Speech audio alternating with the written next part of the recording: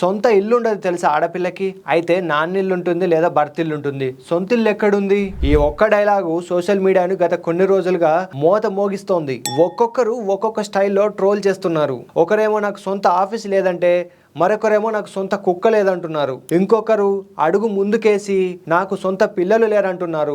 అయితే మా అమ్మకున్నారు లేదా నా భార్యకున్నారు అని అంటున్నారు. మరొకరేమో నాకు సొంత చెప్పులు లేవని ట్రోల్ చేస్తున్నారు. మరికొందరేమో పెళ్లి చేసుకున్నాక భర్త ఇల్లే తనిల్లు అవుతుందని హితోపదేశం చేస్తున్నారు. కష్టపడి సంపాదించుకుంటే అమ్మాయిలకు సొంత ఇల్లు అవుతుందని కొంతమంది కడలి కామెంట్స్ ని సపోర్ట్ చేస్తున్నారు. తాను పుట్టిన ఇంట్లో కొడుకుకి ఇచ్చిన ప్రాధాన్యత కూతురికి ఇవ్వడం లేదని, అదేవిధంగా పెళ్లి చేసుకుని భర్త ఇంటికి వెళ్ళాక అక్కడ భర్త ఆధిపత్యమే నడుస్తుందని, ఈ అన్ఈక్వాలిటీని తొలగించాలని కొందరు చెబుతున్నారు. దీనికి కూడా కౌంటర్గా మీరు చెబుతున్న పరిస్థితులు ఎప్పుడో 20 సంవత్సరాల క్రితమే పోయాయి. ఇప్పటి అమ్మాయిలకు ఎవరిల్లు అవసరం లేదని, వాళ్ళకే ఓ సొంత ప్రపంచం ఉందని ఊదరగొడుతున్నారు మరికొందరు.